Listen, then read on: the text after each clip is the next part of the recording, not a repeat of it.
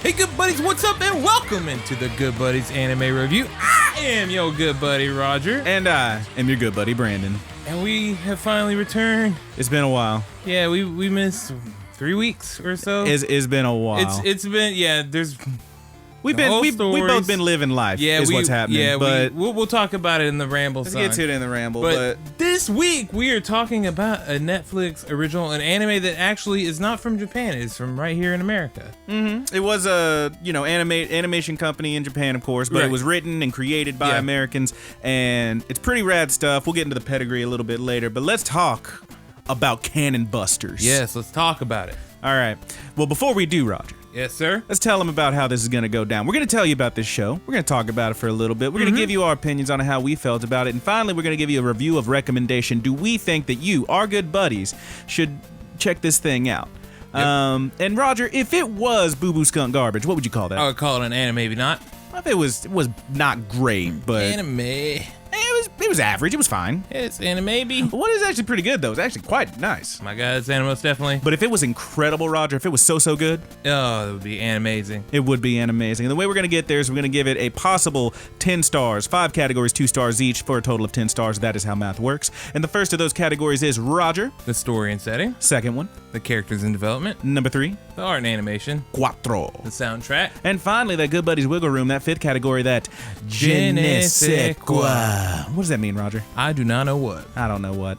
But that's how it's going to go down. We're going to get on into it. And Roger, can I hit you with a quick pitch? Yes, please do. Pretty short one. But basically, the story of Cannon Busters revolves around mostly these 3 characters and a bunch of supporting cast. But it is mostly an overly friendly android named Sam and a curious repair bot are traveling through to find the recently deposed prince of Boudica, this very technologically advanced city-state kind of thing, whatever it was, and they are trying to find this dude after it's been taken over by some kind of mysterious force. They do so with the help of Philly the Kid, a notorious outlaw who has been cursed I say, with immortality, and he drives a big pink Cadillac, and it's rad. That's the basics. It is a very big pink Cadillac. It's a Cadillac, bro. Yeah. That's a Cadillac, it's baby. Very, very loud. My boy's driving that Wario from freaking Double Dash. It's got to be big enough to turn into a robot. So yeah, it turns into a giant mech. It doesn't. Somehow it has an under bit where it's like a van on the inside, and they chill in there. Yeah. It's wild. Yeah. Also, it's got like an arcade startup. Yeah, in it. yeah. It's got a little you gotta coin put coins mech. in to make it go. It's got some of those Sanwa buttons. You put a full $1 in, that bitch turned into a big old bull mech thing. It's rad. Let's talk about the pedigree a little bit, because I do want to talk about this one. This show is created by LaShawn Thomas, who actually started as a comic book. Later on was gonna be a big full graphic novel, but that was put pretty much indefinitely on hold, and finally it became this animation that we see now, this Netflix original anime series. Americanime, I think he called it, one of them. This guy, LaShawn Thomas, if you don't know, he's the real deal, man. He's worked on Boondocks, Legend of Korra, Black Dynamite, the animated series, a lot of cool stuff. It was also made by Studio Starlight, who you might remember from Girly Air Force. Yep. As well as a bunch of other stuff. Co-produced the first series of Fairy Tail and worked on Persona 2, which is pretty cool. And also Yameta Company, which has done a lot of stuff that I'll be honest I've never heard of, but notably they are working with Toei Animation for the Digimon Adventure Final Evolution movie. Oh, yeah. That you were super into the trailer for. Nostalgia sadness. Oh, it's gonna hurt. But you also have several prominent writers on this thing, a few of which I'm actually a big fan of. The one that immediately springs to mind is Natasha Allegri. She's freaking rad. She worked on Adventure Time. She also did Bee and Puppy Cat. She created that one. You've also got a few other big names in here. Let's see here. We got Matt Wayne, who he's done a lot of stuff. I know him best for the Justice League animated series. Love that show. Ann Toole has written a lot of stuff. Probably the one that most people will recognize immediately is The Witcher. And you also have Neela Magruder, who worked, again, really prolific writer. Actually, I believe, if memory serves, the first black writer hired by Marvel, full time. She's rad. But this show's got a pedigree, man. Yeah. And I will say right now, this is one that I'll talk about a little bit in the Je ne sais quoi, but it's basically, my dude is just a black nerd, and he was like, I like anime, I want to make an anime, and he fucking did. Yeah. God bless him. Yep. Good for him. I appreciate it, man. Live the damn dream, dude. I appreciate the effort, no doubt about it. Live the dream if you can. And I especially love to see just Americans in general dabble into the... just get into it, man.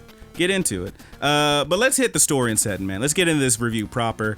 What do you want to talk about it, man? Story and setting. Well, I'll start off with the setting. I mean, the story is pretty much exactly what you said in your short it's pretty straight up. And the setting is pretty much Trigun. Feels a lot like it. I wrote down here, it is clearly inspired. Yeah. Yes, this whole show is inspired, is how I would say. Very inspired. Almost, I mean, I would say in my viewing, like to a fault it is. Yeah. There's a lot.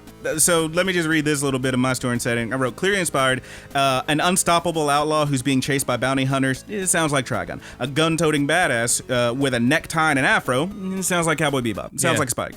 I mean, the world is pretty rich and varied. You see mostly these desert settings. You also do get some snow settings later on. You get some pretty interesting jungle bits and whatnot. Yeah, the it's cities very are cool. feels like very Badlands. Like You hit a bunch of different areas and types of areas and stuff, and it's pretty sweet. I will say, it never felt like too much for me. I can see how some folks might see it as too much, with the inspiration stuff. I was more on that end where I was like, I will say the only thing that I was like, okay, come on, was when one of the settings, they go to this town called Zenith, which is literally a big dump underneath a big floating city, and I'm like, well, that's just Aelita.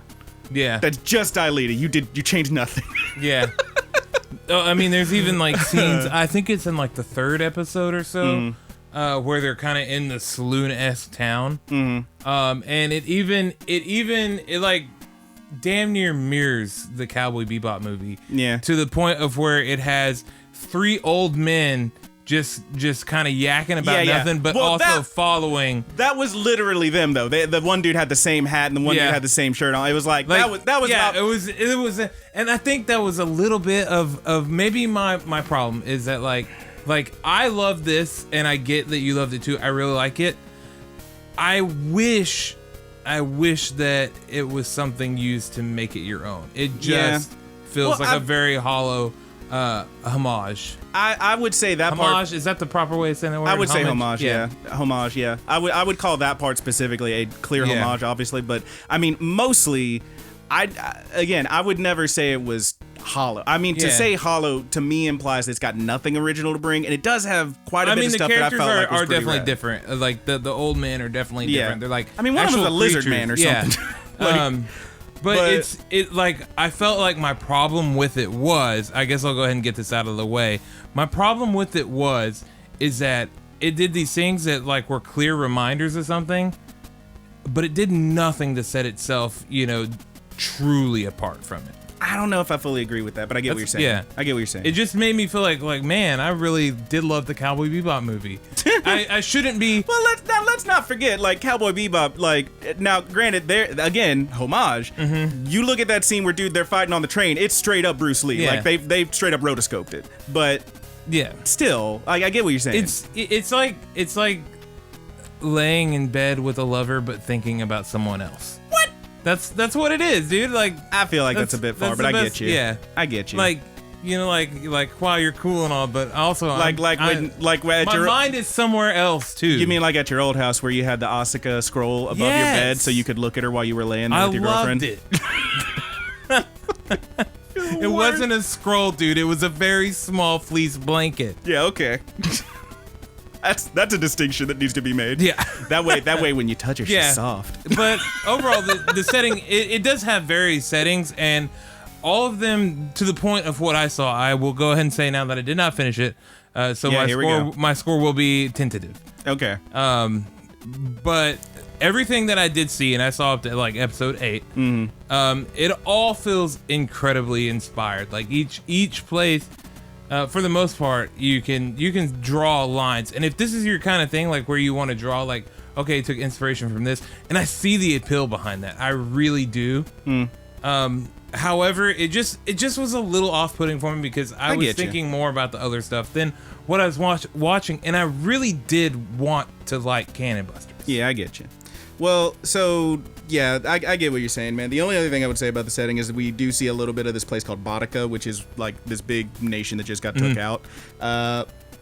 pretty rad, super high tech. They just outlawed magic or whatever, so that's their whole thing. That's a thing with this show that I will say for the story is like, they kind of just throw stuff in there. This is the thing I'll get to later. It feels like they tried to push a lot into this. Okay, like, so yeah, I'm glad we're in the story, and you did say that, because it was based, you know, they were working on a comic book, and this thing does feel very much like the original bit of it was written for a comic. Sure. And not for TV. Yeah, there's bits in there where like stuff just kind of happened. Like there's several moments where they never really explain it. You kind of get an idea of it like just through context and stuff, but like they talk a lot about the New Deal or whatever, and it's like they don't never explain what that is, but you get the feeling later on. It's like, okay, they like outlawed magic or something like that, and then this other person from some other nation showed up, and then he's like, you don't remember me? Look at this. And then he's like, what, you? And it's like, well, tell me who it is. Like there's bits in there where it's kind of like, I don't know. But it's fine. I mean, personally, I never found it like so impossible to get through. Yeah, I don't think that it's impossible to get through. But it does feel more like an issue than an episode. I get you. If that makes sense. I get you. Well, let's talk about the characters in development then. Let's start with our Spike-esque, Vash-esque dude. He's practically Spike, and I would say he's Spike and Gene Starwind mashed together. Okay. His name's Philly the Kid, which is absurd, and I love it. He's a real asshole. I do like the names in this show. Like, I think the names are really creative. Yeah, some of them, they're pretty fun. But this guy's like a huge dick. He's just a total jackass looking out for himself, and you know, who can blame him when he's constantly getting murdered? And you do see some pretty gnarly deaths. This dude was cursed by a witch with immortality, because he does die, he does feel pain, he does get hurt very badly, and he feels every one of these deaths. But then a few minutes later, he revives, and he's got a new tattoo on him with another number. Back from the grave, like Calvin style. But yeah, you do see some pretty gnarly deaths in here. My dude gets crushed. My dude gets a hole blasted through him. My dude gets dissolved. I think the illusion is actually made. It's funny that you said Calvin. I think it is made that he's a cockroach. Yeah. He's a cockroach. Yeah, he just keeps coming back for more. Next up, Sam. Yeah, Sam Barry.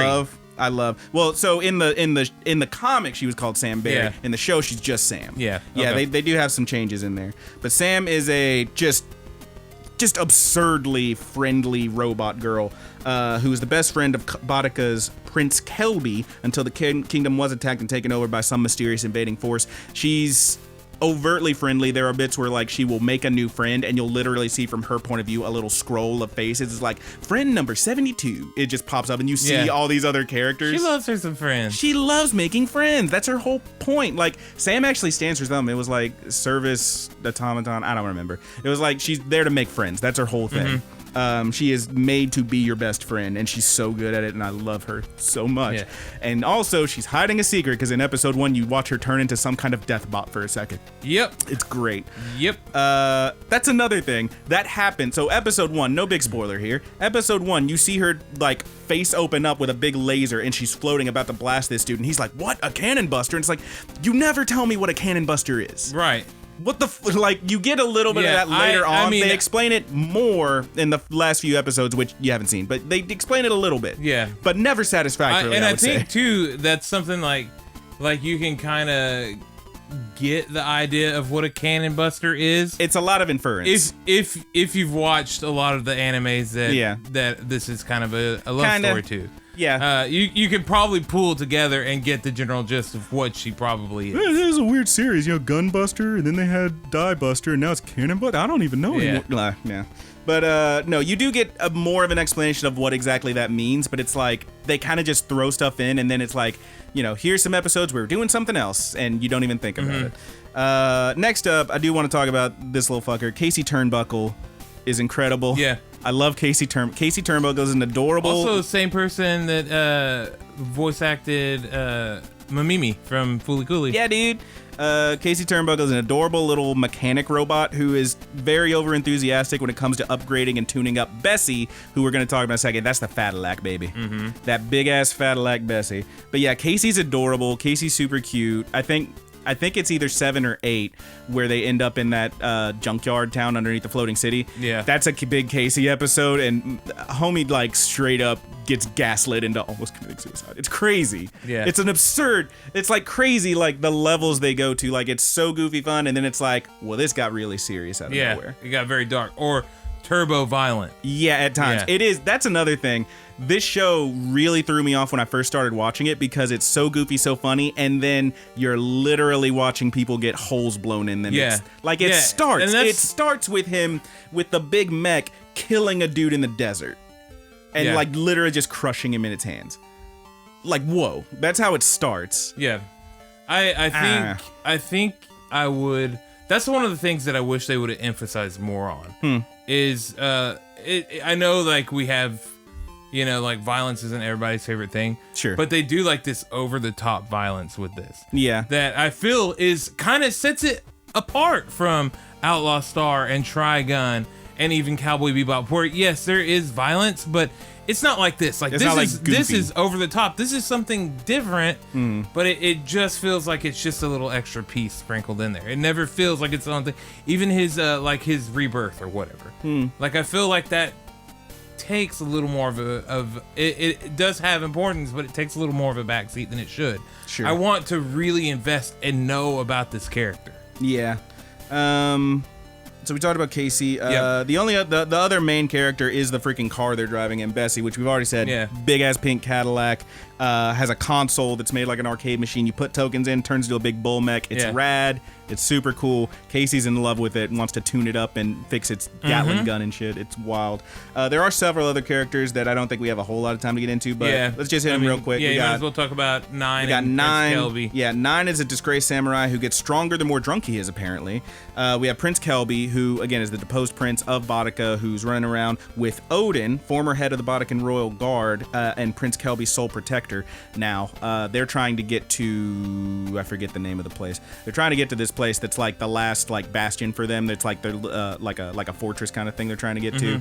And that's where they're going. And of course, Sam knows that that's where he would be. Is it Garrett's Keep? Garrett's Keep, yeah. They're trying to. Sam's trying to get there because she knows that's where Kelby would be. And lastly, I do want to talk a little bit about Dex, who's a badass woman with Rayman hands who leads a group of villainous assassins. And I only want to bring up Dex because, my God, this is my biggest problem with the show. They give you this badass lady with the Rayman rocket hands named Dex. They give you Bridge, who's the big buff one. They give you Coin, who's a fucking ninja lady, and you get Manic, who's a badass crazy person with an eye patch. And you don't get enough of them. No, you get more toward the end, which you haven't seen those episodes, but you get more.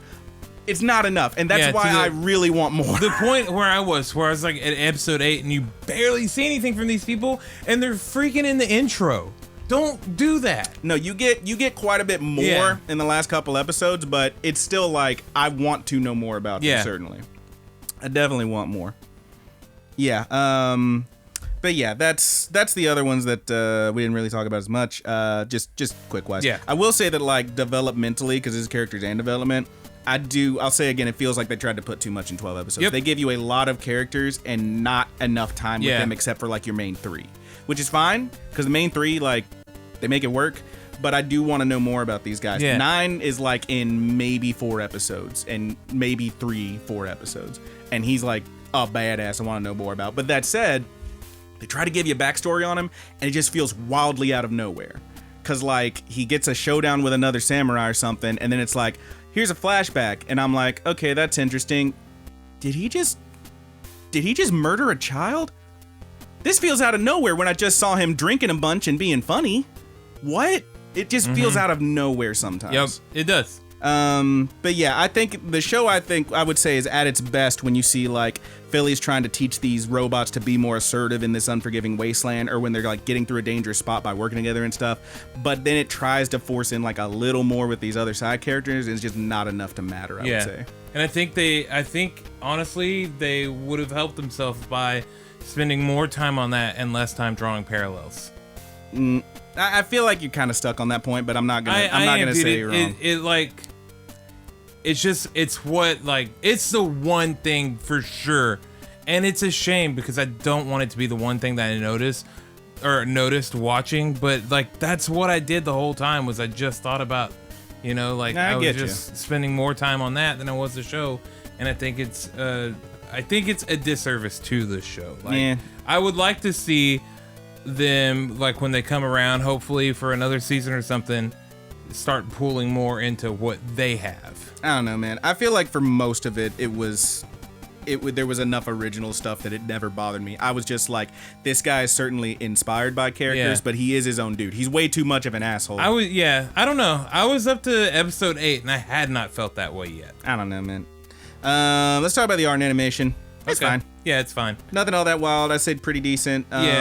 It's like you know what I like about whenever Americans do anime and stuff. It always has its own really, really unique feel to it. Like you can tell that it's not necessarily anime, but it's like Teen Titans for example. Okay, we'll go Teen Titans. Because that was heavily inspired by Fooly Cooly. Yeah, they would like literally go watch this before you work on this show. But it feels like Teen Titans has its own. It's got its own. It's its own thing, Murakami-esque, where is this one feels? I'm not gonna say that other than character designs. You know, obviously I can give the whole parallel spill there, but it just feels. It feels flatly anime. Yeah, it's like it's not bad. It's very clean, but it's like where I would put like a mid-grade anime. Sure. Not impressive, but not offensive to look at. It's good. Like no one's ever woefully off model or anything. I'd say most of the time the animation's pretty kind of whatever. Yeah. But there are some scenes, particularly during the fight scenes, that it's pretty sick. Particularly the last couple episodes, they get into some cool stuff. There's a bit where like Nine, who again is a crazy drunken samurai, is slicing bullets out of the air because of course he is. He's a drunken samurai, and it's badass. And once again, so that violence is very, very over the top. There's good chunks of gore in here too. Yeah, it gets a little bit. They animate that stuff pretty well too. Like it's not like disgustingly like. You don't look at it and you're not really disgusted. You're gonna see some blood though. But you will see some guts and it is kind of fun. Yeah.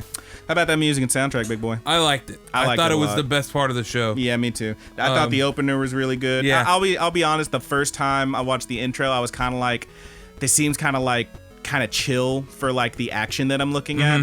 But I thought like after like 2 more listens, I'd never skip the intro. I was really into it. I thought it was a good song. I really like the outro too. Super chill. The outro's great. I really that song like has been stuck in my head for weeks, dude. I like the interstitial music. Whenever stuff is happening, it's awesome. There's like 10-finger taps and stuff going on. It works. They're shredding. There's all sorts of like beats in the background. The sound effects are freaking fun. I thought the music was by far the strongest part of this show. Yeah, I would agree with you. It feels the music, if anything, feels like it is there. They really put some time and thought into designing an original soundtrack. Yeah, dude, I'm into it a lot. And last I checked, those songs still weren't on Spotify. I'm gonna have to look them up again. Yeah. I'm on it. Let's get on to the Je ne sais quoi. I feel like we already. I think so. I feel like we busted our load a little bit early with the Je ne sais quoi. But you got anything else to add to it? Not really. It's what I would say is that if you are very into like picking out things and like, oh, this is what inspired that, this is what inspired that, and you're really knowledgeable about stuff like this, if that's your sort of thing, you probably will like this and it's worth checking out. Also, I think if you've never seen classics like Trigun, Outlaw Star, and Cowboy Bebop, stuff like that, I think you should watch this. You'd probably really enjoy it and then go back and watch those. Maybe. That's how I would suggest doing that. Sure. Because it definitely draws plenty of inspiration, of course, but it never feels as good as any of those. It needs work. And one other thing that I will say is the English voice acting is rough. It's very stiff.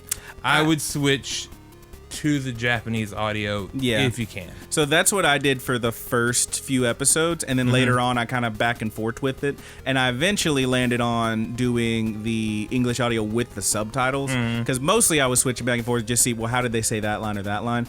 And in the last half of it, I was way better with the English audio. I will say that like the first episode or two, I was kind of like, I don't know. It feels stiff. It felt weird, yeah. It felt like kinda rough. there were a lot of young talent, like not very experienced talent on the show. And I think that's totally fine. I'm not going to knock them for that. Everybody has to start somewhere. They did have at least one voice actress that was, is known for. There. Yeah. I would only say for mine, I'm just going to read what I wrote here. I just put down, this is obviously a passion project, and it is a joy for me to basically watch some anime nerds get to live their dream. In that, there is a lot to love, but again, I'll say it does feel like they seem to force a bit. There's a lot of characters, not enough time to truly enjoy any of them, and the constant allusions to other anime and stuff. I never felt like it was overdone, but I can very easily see how someone would feel that way, obviously. That said, I do want more. I very desperately want to know more about this 9 guy because he's badass. I want to know more about what's happening with the prince, what's going to happen with this person or that person. I want to know more about those freaking villains, Bridge and Coin and Manic and Dex, the 4 like assassins. They're freaking cool. Yeah, they definitely deserved more screen time. Yeah, you do get more of it in the last couple episodes, as I said. But I mean, yeah, I do definitely want more. I feel like on a timeline like that. I also just want to see that dude die some more because he has some ridiculous deaths in this. Yeah, thing. He does. It's nuts. I feel like on a timeline like 12 episodes or whatever, you really need to be throttling it to establish these characters. Yeah. And we're getting one shots, right at the beginning. Like, put this up against something. I know these are totally different, but what? Promised Neverland had 12 episodes. I was gonna say oh shit, Kappa Show. Sarah's on my had 12. Yeah. And like that one very deeply managed to develop these characters to a point that like I haven't watched that in months. I still can tell you exactly who's who and what's what. But like again, smaller cast, and this one felt like it's trying very hard to be this big epic thing. Yeah, it's trying to be bigger. It's trying to be huge. Yeah. And it's a big story. You don't have that much room to do it in. That's the problem. But overall, I felt like it was fine, and I think you want to get onto the scores? Yeah, let's go ahead and get on to it. All right. So how did you feel about the story and setting? I gave it a 1. I gave it a 1.5. Okay. How about the characters and development? I gave them a 1 as well. I went 1 on that one. I feel like the development was not really there for most of them. Art and animation? I gave it a 1, right in the middle. Gave it a 1. Music and soundtrack? I gave it a 1.5. Solid 2 for me, dude. I love that intro and outro. Je ne sais quoi? I gave it a 1. I gave it a 1.5. And I think this is really where, I could deviate on some pointage here whenever I finish it. Yeah. Is, like, I didn't want to give it 0. Because I think there is something there for people. It just, at least at the time and where I was and when we were watching it, it wasn't there for me. And I hope that does change. And I hope, if we get Cannon Buster Season 2, I'll be more than happy to review it as well. And not finish it. Yeah. I will finish it. I'll get through. I still want to get through this. Okay. But I have other things that. But answer honestly, does it feel like it's going to be a chore for you? I think it'll feel less of a chore. Right now, it does feel like a chore because I have so much other stuff that I really feel like I need to be watching. Yeah. Because I'm behind on virtually everything. Yeah. And I mean, there's not going to be a lot in the what have you been watching this show Roger isn't at all. This show isn't Oh Maidens, and it's not Demon Slayer, that is for sure. Like those I feel are pressing, but once I get some of the stuff out of my way, I would love to sit back, because I do like the fact that, as opposed to a lot of the anime we reviewed, this does have a dub, and though I wasn't, perfectly keen on it, it's something that I can have a lunch or something to watch an episode through. You have to put all your focus on it. Yeah. What's that bring your total to, boy? That takes me to a 5.5, dude. I am right in the middle of an anime maybe. That's a 7 for me, so that's low end most definitely. Yeah. Yep. All right. Very cool. So that's Cannon Busters. Please let us know what you thought about it, good buddies. I'd love to hear more opinions. I've read some stuff about people talking about it and how they felt, and it's been mostly positive, I think. Which but I'd love to hear some more opinions. I would love to hear people too, like from like across the pond, like in the UK and stuff. what they think about anime coming out in an area that isn't Japan. Sure. Like how do you feel about an American doing an anime? I kind of like that conversation. Yeah, sure. Because I think it can be done well, and it doesn't have to be in Japan to hit the criteria to be an anime. But mostly, we're just sorry we missed you for so long. Good buddies. Yeah, it has been a very long. Feels good to be home. Feels good to be back. Feels good to be talking. I haven't got to really do much of anything on the channel. Yesterday was also my first time to record the Let's Play in all this time, too. Yeah, 9 straight hours, didn't you? Yeah, we went for 9 freaking hours. One single game, baby. Oh, God. What was it? Silent Hill 3. God. Getting ready for Halloween. Good Lord. All right. But yeah, next week. Ooh, Here it comes. We got a good one for you. I've been waiting. Here comes Daddy's favorite. I've been waiting. And there is a dub of it, and I'm so excited to check that out, too. Yeah, I already slammed through all of it, me and Miguel. Oh, my God. We're talking about Carol on Tuesday, the Part first 1. part. Yes, the first part. Yeah, first 12 episodes, I can't believe right? we get to talk about it twice. It's going to be great. But yeah, Carol on Tuesday, of course, we talked about it before on our rambles and whatnot. It's one that has been in Netflix jail. Roger got a little bit off the high seas. Just a little bit. Taste. A little taste of it off the high seas. But I said I wanted to wait till it was actually out because we knew it was in Netflix jail, and it dropped. Me and my girlfriend watched it. We slammed through it in like 2 days. I enjoyed it a lot, and I can't wait to talk about it.